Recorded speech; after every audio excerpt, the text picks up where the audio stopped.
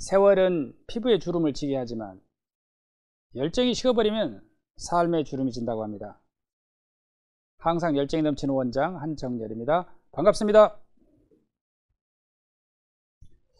오늘은 만성 B형 간염에 의한 간경변 환자의 생활 수칙에 대해서 말씀드리겠습니다. 간경변에 이르는 흔한 질환은 우리나라에 4가지가 있습니다. B형 간염, C형 간염, 알코올 간질환, 비알코올 지방간 질환이 있습니다. 우리가 이러한 간 질환의 최종의 종착지는 바로 간경변입니다.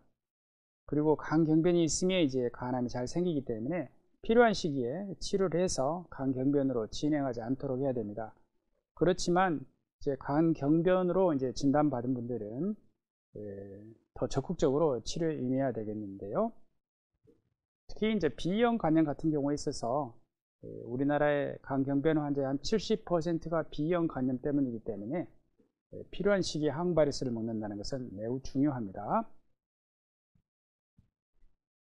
일반적으로 사람들은 간이 안 좋으면 피로가 주 증상인가 이렇게 물어보게 되는데요. 물론 이제 간이 안 좋은 사람들은 예를 들어서 간이 안 좋은 사람들은 피로가 주 증상이 되는 경우는요, B형 간염, C형 간염 경우에 있어서 만성 간염의 급성 악화라는 게 있습니다. 이럴 때는 피곤할 수가 있습니다. 그 다음에 알코올 간 질환이 있는 분들이 손목 운동을 많이 하면 더 피곤할 수가 있습니다. 그 다음에 이제 비알코올 지방간 질환은 비만이 원인이죠. 그래서 살이 더 찌면 피곤할 수가 있습니다. 그래서 이미 간이 안 좋은 분들은 더 악화되면은 피로가 주 증상일 수 있는데요. 대부분은 피로해서 병원에 가서 간 검사해 보겠다 하는 분들은요, 흔한 원인으로는요, 일이 많은 것입니다. 과로하고 또 같은 일을 하더라도 스트레스가 많은 상황에서 일을 할 때 힘들고, 질환으로는 갑상선 질환, 그리고 당뇨병이 있었는데 당뇨병이 조절되지 않을 때, 또 흔한 것으로는 수면의 질이 나쁠 때, 불면증처럼 이런 경우에 되게 더 피곤하다고 합니다. 꼭 간 때문에 피곤한 것은 아닙니다. 그리고 초기 간경변 환자를 하더라도 증상이 없습니다. B형 간염에 의한 간경변은 제일 중요한 것은 항바이러스죠. 바이러스가 증식을 안 해야만이 간이 나빠지지 않습니다. 그런데 간경변이 되면 이제는 식이요법도 같이 중요합니다. 여기서 기억해야 할 것은 평범이 비범이다입니다. 특별히 간에 좋은 것을 찾아서 먹을 필요가 없다는 것이죠. B형 간염 바이러스 증식을 억제하는 것은 오로지 하나밖에 없어요. 항바이러스에. 항바이러스를 먹고 정기적으로 검사를 하는 것이 간경변 환자에서 제일 중요한 생활 수칙이 되겠습니다. B형 간염이 있는 분들이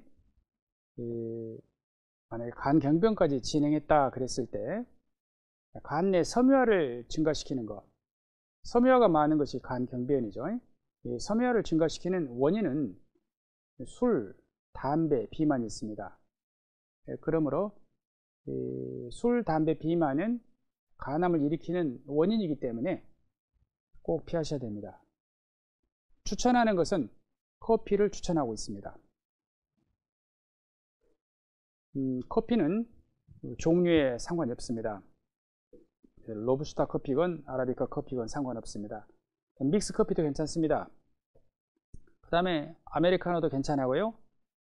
그리고 디카페인 커피도 괜찮습니다. 일단 커피는 커피가 가지고 있는 항산화제의 성분, 그 다음에 이 커피에 들어있는 카와웰이라고 하는 성분이 간 경화의 원인 세포로 작용하는 성상세포를 억제를 합니다. 그렇게 함으로써 간 경변을 좋게 할 수가 있습니다.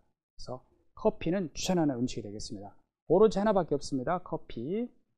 그러므로 만날 때는 술집에서 만나는 것이 아니라 카페에서 만나시면 좋겠습니다.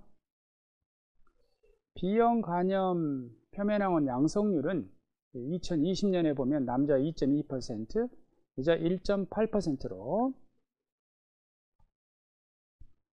남자가 여자에 비해서 B형 간염의 유병률이 20% 정도 높습니다. 그런데 간세포암은 남자가 여성에 비해서요 서너 배가 더 많습니다. 2018년도에 간암이 11,000명이 생겼는데 남자가 8,700명, 여자가 2,400명입니다. 유병률은 남자가 여성에 비해서 20% 높은데 간암의 발생은 서너 배가 높습니다. 그러니까 뭔가 주의해야 할 생활 요인이 있다는 것이죠.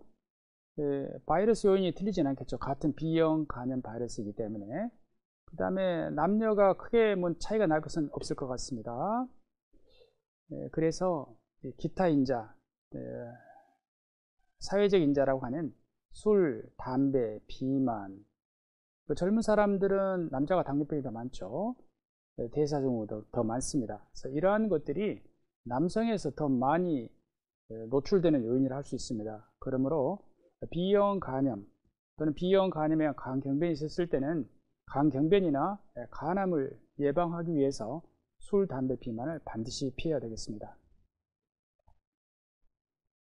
이 간경변 환자의 생활 수칙 중에서 권장하는 것은 커피가 있습니다.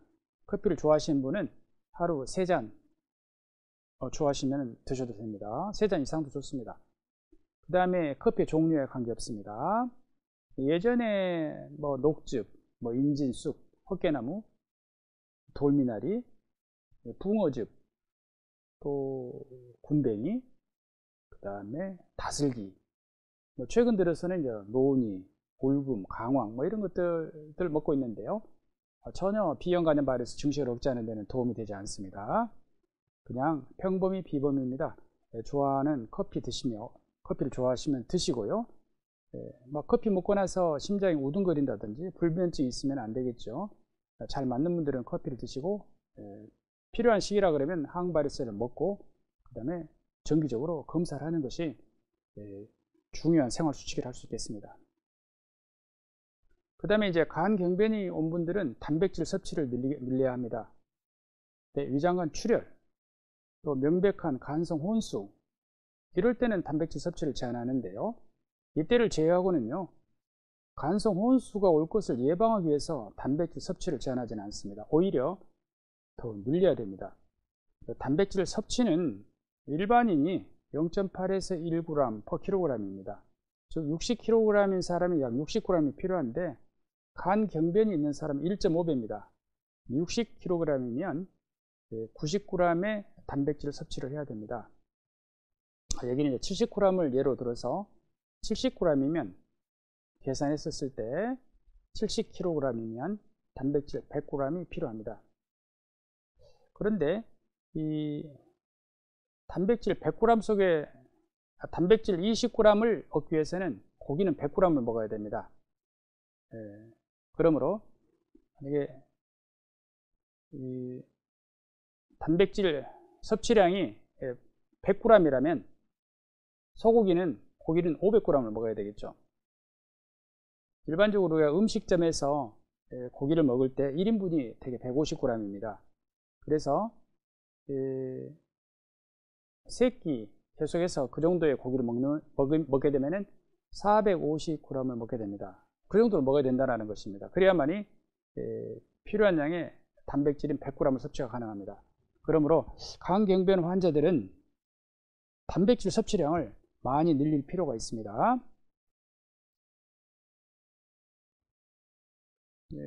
간경변이 있으면 알부민이 떨어지게 되죠. 간에서 알부민을 생산하지 못하기 때문입니다. 그리고 영양실조 때문에도 발생을 합니다. 잘 못 먹죠. 간경변이 있으면. 그 다음에 지방간이 같이 있는 경우에 있어서는 탄수화물을 줄이고 단백질을 늘립니다. 그 다음에 소금 섭취를 줄이고 싱겁게 먹어야 됩니다. 소금을 많이 먹게 되면 아무래도 혈액량이 늘어나게 되고 또 복수가 찰 수도 있겠죠. 그 다음에 간경변은 대사가 항진되어 있습니다. 그래서 칼로리 소모가 많은 만성 소모성 질환이기 때문에 영양 결핍이 많이 생깁니다. 우리가 감기 걸리면 밥맛 떨어지듯이 간 경변도 간에 염증이 생겨 있는 상태이죠. 염증 괴사로 인해서 간 경변이 생겼으니까요. 몸에 염증 상태이기 때문에 밥맛이 없습니다.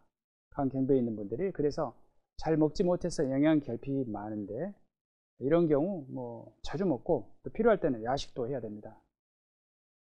일반인들은 간 내 포도당 저장 형태인 글라이코젠이 고갈되는데 24시간 정도 걸리지만, 간 경변이 있으면 간 내 글라이코젠이 소실되는데 12시간이면 소실이 됩니다. 고갈이 됩니다. 만약 글라이코겐이 고갈이 되면 그 다음에 사용하는 것이 지방과 단백질을 에너지원으로 사용하게 됩니다. 그렇게 됨으로써 단백질까지 사용이 된다면 근육이 감소되겠죠. 근감소증도 올 수가 있습니다. 그러므로 간 경변의 경우에 있어서 공복 상태가 오지 않도록, 즉 간 내의 글라이코젠이 고갈되지 않도록 자주 먹어야 됩니다. 그 다음에 즙, 농축 액기스, 달인물, 이런 것들은 간에 힘든 일을 시키는 것입니다. 우리가 먹은 모든 것들은 장에서 일단 흡수가 일어나게 됩니다. 그리고 나서 간 문맥을 타고 간으로 이동을 하게 되어 있습니다. 그래서 간에서 해독작용을 받은 다음에 심장으로 옮겨져서 전신으로 나가게 되는데요. 이러한 것들은 간에 힘든 일을 시키게 되는 것입니다. 그러므로 이런 농축된 액기스랄지 달인물이랄지 즙이랄지 이런 것들은 조심해야 되겠습니다. 기준으로 이 음식을 어린아이가 먹어도 될까? 이것을 섭취 판단의 기준으로 삼아도 됩니다. 우리가 어린 아기에게 즙이나 농축 액기스를 먹이진 않겠죠. 간에 힘든 일을 시키는 것은 피하셔야 되겠습니다. 그 다음에 간 경변이 있으면 생것은 피하는 것이 좋습니다. 장내에 세균총이 좋지 않아서 장염이 잘 생깁니다. 장내 세균총은 유익균과 유해균이 있습니다. 유해균이 더 많아서 장내 세균총이 좋지 않다고 하는데요. 그래서 그런지 장염이 잘 생기기 때문에 가능하면 익혀서 먹는 것이 좋겠습니다. 그 다음에 지용성 바이타민 A, D가 들어있는 종합 영양제를 먹는 것이 좋습니다. 간 경변이 있는 분들의 바이타민 A하고 D의 결핍은 약 70%에서 있다고 합니다. 그래서 종합 영양제를 하나 사서 드시는 게 좋습니다. 비타민 D 같은 경우에는 피부에서 만들지만 간과 신장에서 활성형으로 바뀌게 됩니다. 그러므로 간 경변이 있으면 피부에서 만들어진 비타민 D가 간에서 활성형 비타민 D로 만들어지지 않습니다. 그러므로 비타민 D, 우리가 혈액검사에서 비타민 D를 측정한다고 하는 것은 간에서 만들어진 비타민 D를 측정을 하는 것입니다. 그래서 낮게 나오는 경우가 많습니다. 그래서 비타민 A, D가 들어있는 종합영양제를 먹는 것은 괜찮습니다. 종합영양제를 먹는 것은 괜찮습니다. 그 다음에 간에 좋은 음식은 대한간학회에서 추천하는 것은 커피뿐입니다. 그래서 커피를 좋아하면, 잘 맞으면 드시기 바랍니다. 그 다음에 면역 증강제는 없습니다. 면역 증강제로 주로 인삼 종류를 많이들 찾고 있는데요. 면역 증강제라는 것은 없습니다. 임상에서 없습니다. 그래서 건강한 생활 습관이 바로 면역 증강제입니다. 그 다음에 운동은 다음날 피곤하지 않을 정도를 합니다. 되게 운동은 속옷에 살짝 땀이 배일 정도, 같이 운동하는 사람하고 약간 숨은 차지만 대화가 가능할 정도의 운동, 그런 정도의 운동을 하는 게 좋습니다. 또 세게 강하게 멀리 이렇게 하는 것이 아닙니다. 하루 30분 정도, 가능하면 매일 하지만 일주일에 3일 이상 하는 것을 권장하고 있습니다. 운동은 유산소 운동뿐만 아니라 근력 운동, 그리고 또 관절을 위해서 스트레칭, 이런 운동을 다 같이 하는 것입니다. 그 다음에 이제 마음의 위로와 평안을 찾기 위해서 노력합니다. 현재는 만성 C형 간염은 완치되는 병이 되었습니다. 저는 만성 C형 간염을 여러 번 치료해 보았는데요.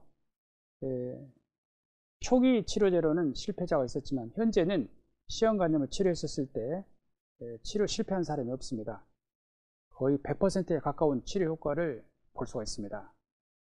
나중에는 만성 B형 간염도 이러한 완치제가 나올 것입니다.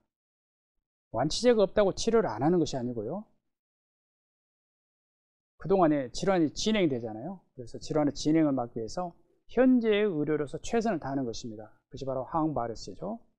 그렇게 하면서 질환의 진행을 막다가 정말 완치제가 나올 때 그때 새 약으로 갈아타면 되겠습니다. 오래 살아야지 오래 살 수 있습니다. 만성 C형 간염을 보면 알 수 있죠. 오래 살아야만이 좋은 새로운 약이 나오면서 완치도 가능합니다. B형 간염도 마찬가지입니다. 오래 살아야지 오래 살 수가 있습니다. 오늘은 만성 B형 간염 또는 다른 질환에 의해서 강경변이 온 환자분들의 생활 수칙에 대해서 말씀드렸습니다. 이상입니다. 감사합니다.